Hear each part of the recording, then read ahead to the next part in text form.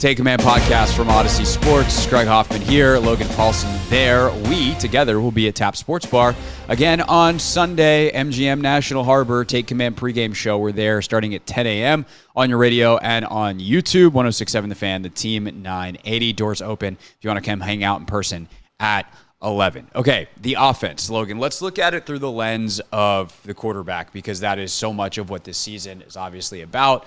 How is Sam going in this offense? How is he growing? How is he elevating it? How is the offense elevating him? But, you know, even the red-green test, if you will, like, what'd you make of what they tried to do in a game where they don't wind up scoring that much? Yeah, I think got to give credit to Dallas, man. That defense is good. We knew they were good. And you just see like how they create problems, you know. And I think that's the other thing is like there were probably more times than normal. So usually there's probably like 3 or 4 plays that I'll text you. I'm like, hey, do you think Sam can make this throw, or what do you think of this read?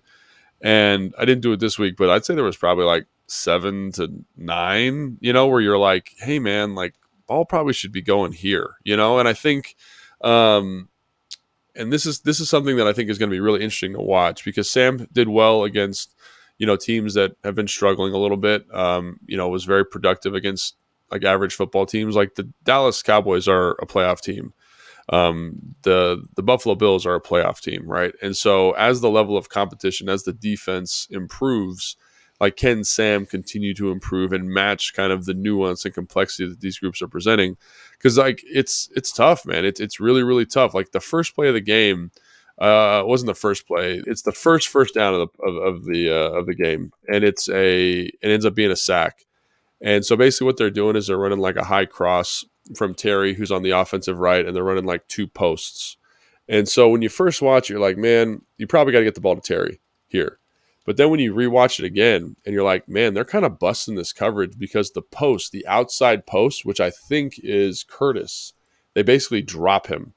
Like the middle safety in cover 3 matches the inside post or the high cross, whatever you want to call that.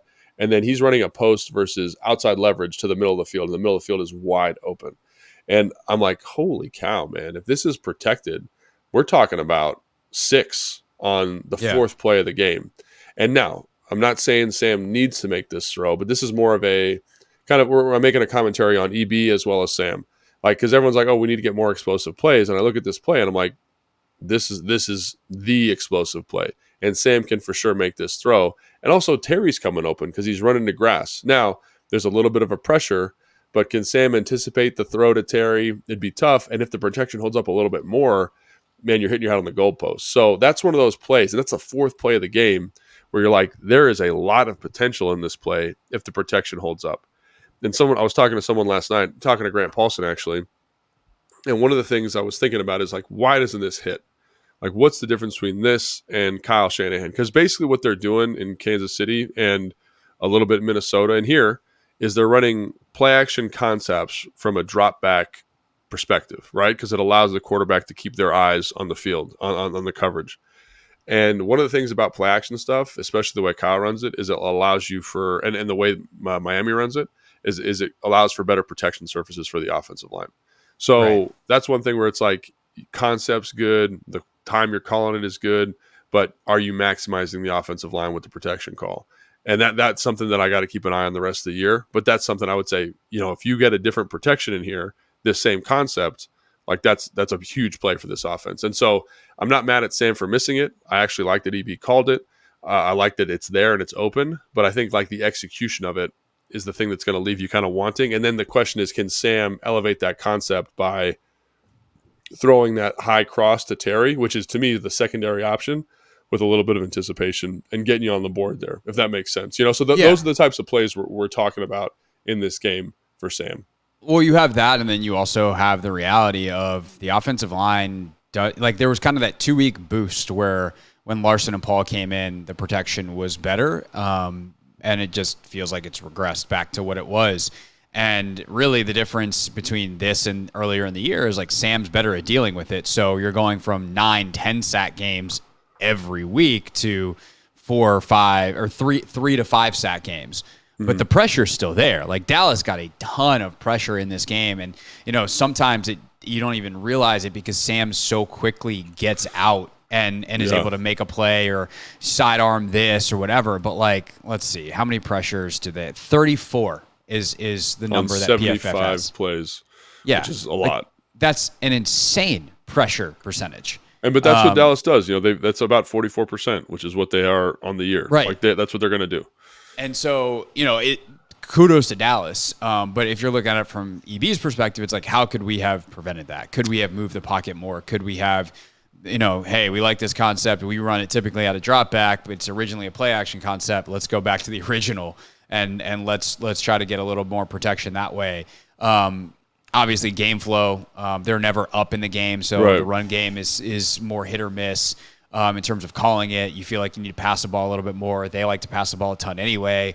It's just hard. But I think the thing that, like the phrase that I was using to that point, go ahead. Real quick, to that point, I think one of the things I'd also like to call attention to is especially like on the second drive of the game, like we mentioned the offensive line. I think they do a pretty good job, but there's a sequence where there's probably not consecutively, but let me see, it's the second drive of the game and they're running, it's the first down of the game and they're trying to take a shot and it ends up being completion because Sam does a good job vacating the pocket, but there's a mental mistake on the pro.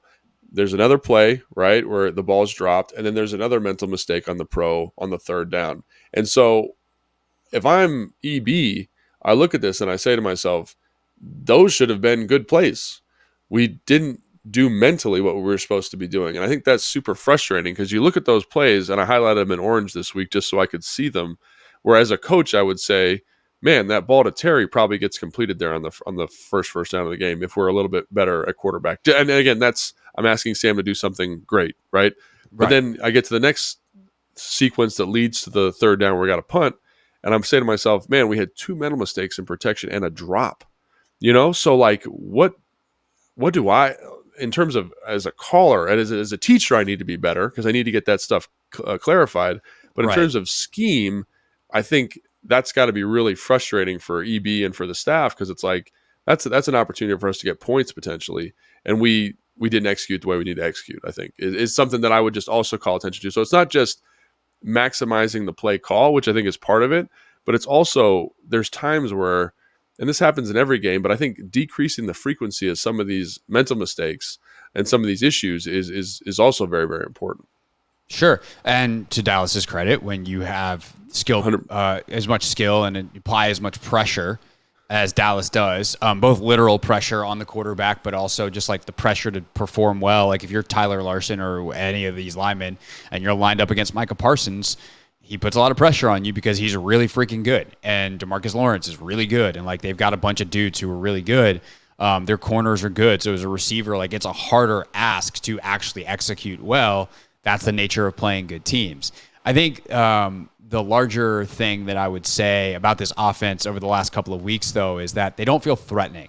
And I think that to me is where I'm hoping over the final month of the season here, they can find a way to be threatening because they can string together some decent drives. I mean, even early in this game, something that we talked about on the Instant Reaction show, I think, or maybe we were talking about this before one of those, but like they get into long field goal range and stall out, and Rivera decides to punt it on those first two drives or two of the first three drives, and it's just like I don't agree with those decisions to punt. It's 4th and 2 and 4th and 3. Either go for it or you're at the 40-something yard line. Like it's a long kick, but you're indoors, and Joey Sly has a bazooka leg. Like let him rip one, or both of them. It's 60 yards, but like okay, he's hit 61 this year. Let him do it.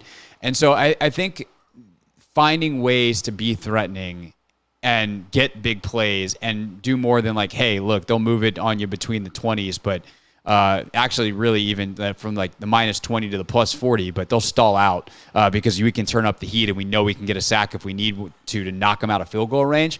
It just feels very predictable that that's going to be the outcome so often in these games. And they got to find ways to break some of these tendencies, break some of the rhythms, and ultimately strike and score points as touchdowns outside of how they've done it recently, which is like Sam creates something off schedule and Brian Robinson runs 50 yards down the sideline. Yeah, no, I think that's a group point. And again, to EV's credit, or to kind of maybe give a different perspective, because I think we both, both of us agree that we'd probably get to these shot plays in different ways. Our offense would be a little bit different than EV's if we were calling it. But like for example, the first down, I think that should have been an explosive play. Then on the touchdown drive, And to be clear, that's not a criticism of EB specifically. No. That's not saying he's not calling it well or like there's no. I'm like, the offense, everybody from EB to the position coaches to the players needs to find a way to do this because this is a problem I have identified. That is what I do. It's their job to fix it. Right. And I think so for example, I left the game kind of with, and in the instant reaction, you can go back and watch it. I think we both kind of felt the same way. But then on the touchdown drive, there's that PI. Do you remember on that 3rd and 1 to Curtis Samuel? Do you remember that? Yes. Right. And so that's a play where it's a nothing play. It's like a totally benign. Everyone forgets it. PI, first down, who cares?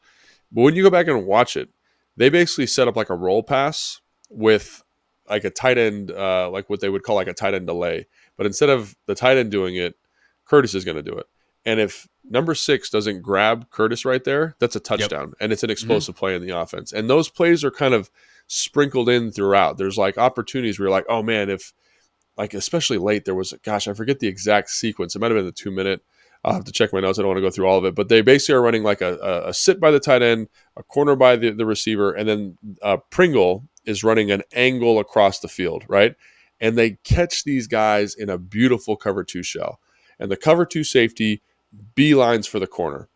And he's late to the corner, but they drop Pringle. Pringle is wide open. So if I'm coaching the read, and I'm sure it's just like if the tight end's there, take it.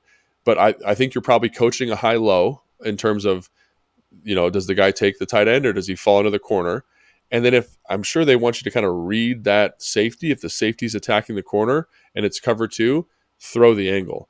And if you hit that, and Patrick Mahomes gets through that progression, because he's been in the offense for 10 years or whatever the hell it is, but that is an explosive play. That's one where you're saying that's on ESPN, that's the highlight reel, and you're saying there's 3 explosive plays where you probably, that's a 70-yard touchdown, the first one's a 60-yard touchdown, the one to Curtis is probably a 45, 50-yard touchdown, and that's 150 yards of offense on 3 plays if you get to the right read. So there's an element of that too, where it's like they can't find explosive plays, but when you go back with the clicker, and this isn't like with Scott last year, where it's like if you squint your eyes and they make a perfect throw, like this is a touchdown. It's like if you just read this out and you understand what the defense is doing here, like that's a huge play. It's a huge play, and it looks very much like what they're doing in Kansas City. So I think there's probably a little bit of frustration, from that standpoint. Is that Sam is doing an excellent job. Right, he's doing it. I think we're both very high on Sam, but in terms of maximizing what this offense gives you and getting through some of that mental gymnastics stuff, I'm not sure that it's all the way there, especially in this game. And now I got to say this too: that's not entirely on Sam. You said they had how many pressures in this game? 35 or some crazy number. Like you can tell his process was accelerated. For sure. Right. And so he's not going to be able to read this out the way we want him to read it out all the time. So that's another thing I got to say. Yeah, so that actually, I'm glad you brought up the high-low stuff because that's something Romo talked about in the broadcast that I think is interesting and an area where Sam, kind of one of his next growth steps that I'll be watching over the next 5 games is Romo talked about how Sam, a lot of young quarterbacks do this, and you, on high-low reads, ideally, you look high to throw low because you want to drop that defender off, and what Romo said, which I thought was really smart, is let's say it's a 14-yard bench route or whatever, and then you got some kind of quick out or whatever, maybe it's a comeback, whatever underneath it, right? But there's something at 6 yards or something at 14. And often you stare down that short one as a young quarterback to try to open up the 14-yarder. And if you actually just reverse the process and you look at the 14-yarder to draw that defender back and then quickly throw the 6, that 6-yard guy winds up running for another couple of yards, and it actually winds up being a 10-yard gain, and you don't really wind up missing that much yardage. I think to finish out that thought though, the other thing that happens is let's take the play you just talked about. You look high to throw low. You realize, that safety is buzzed over. Right. Maybe that angle route's there, and you wind up getting to make the third read, if you will, in the progression. But those are the kinds of mental processing things and the order of operations that, as Sam grows and gets more experience and cleans it up, you might see big plays get generated. Yeah, and I think to your point, it's all stylistic. It's all like, because you mentioned Tony Romo doing the high low, looking high to throw low. Yeah. Matt Ryan used to do. I swear to you, he used to do this. Like we'd run it's CO, right? So it's a corner and an out, Right. CO, Yep. right? And so I'd always run the out because I'm not fast enough to run a corner. And what he would do is he'd look at the corner like you're talking about, like turn his head visibly back to the out. The guy would break on the out and he'd throw the corner. Like, so just understanding, I think, to your point, like that kind of maturation of saying, hey, I am manipulating the defense. I'm taking what the defense is giving me, but I'm also dictating with my vision and my body posture certain throws. And I think that's something that I think we're both excited to see. Can he develop in this area? Because there are throws, there are opportunities. You're like, and there was another one, man. There was another one where they're running CO drive. So it's corner, out, and then they're running drive. So Terry's running across, and then they got a dig or a basic behind that. And so they match the CO, and he tries to force a throw to Logan Thomas when Terry is wide open across the middle. And that progression should just take you there. It's like, hey, I don't like this. Let's hit the drive right over the ball. And that's really, really challenging to do. But if you hit Terry over the ball, that's a 15-yard gain. And like, you don't see him not get that completion, but that's so, so important for maximizing what this offense can do. And I think that's something that I'd like to see him develop at. And it's hard. Against Dallas, it's going to be really hard to do that because they create so much pressure and they're so tied to the coverage. But there were throws and opportunities there if you could work through the progression. Now, the question is, if you were to talk to Sam, is can he do that? Did he feel like he had enough time? But there are opportunities where you're like, if I'm EB, I'm like, God, like, this is dead. This is where the ball's got to go. Or that's what we talked about all week. Throw the ball right there. And that's tough. That's tough. That's tough doing. But again, he's a young player who but he also made big plays too in his own right and deserves a lot of credit for those. So I'm not saying he played badly.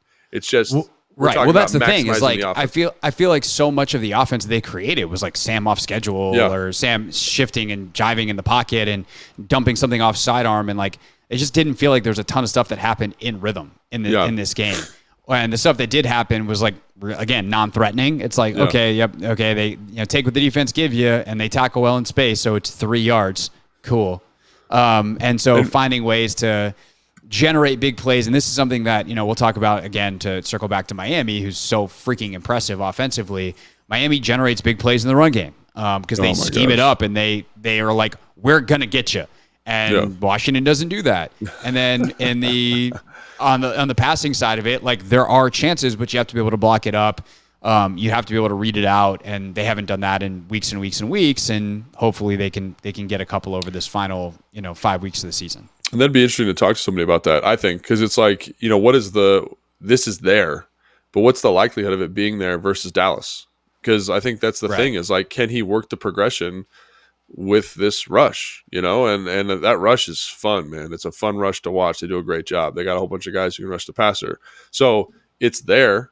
Realistically, it's close to being there in timing, but it's also like, like what's the percentage that we're going to hit this, in this situation versus this look that Dallas is presenting us. And I think maybe Dan Quinn in Dallas knows that too. It's like, get that corner, because this is the third thing in the progression. And if he gets there, good for him. And we'll take a 60-yard touchdown.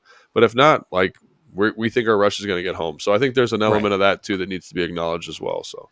All right, so here's what the rest of the season to an extent looks like. Like we're still going to do film reviews. We're still going to do previews, but we're going to obviously try to do something special during the bye week, have a guest on, talk about some bigger things moving forward. But also we'll kind of start doing some of the types of things we just did. Like, okay, what does this mean for the progression of this player?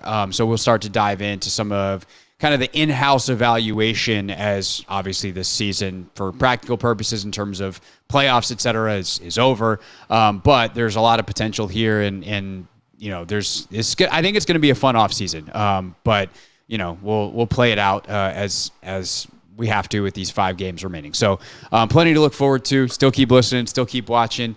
And Logan apparently has something to say because he gave me the old one finger up. Yeah, one thing. So if there's if listeners, if there's people that you want us to watch, please leave a comment. We can focus on some of those guys that are like, maybe you're like, oh, how's Percy Butler doing? Or St. Juice with the new system or whoever it is.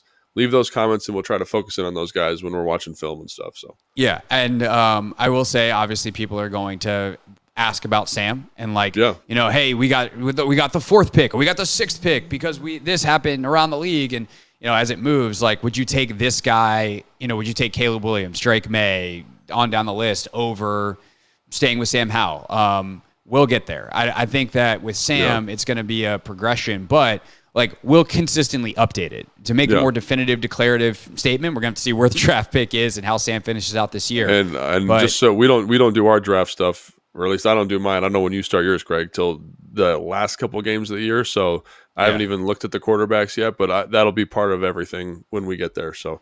Yeah, so excited to do that for sure, but definitely, give us some non-Howell people, because one, we want to know who you want, and two, we definitely will be talking about Sam, even if it's not specifically here's where he fits on our quarterback board, because we got to do the rest of the quarterback board first. All right, thanks for watching. Thanks for listening to Take Command, and we'll see you later this week for a preview of the Dolphins game. Oh boy, that'll be fun.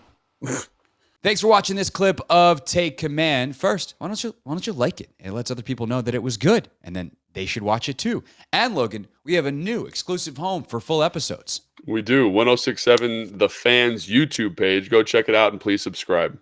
Yeah, do what Logan said. Do it. Very, very smart.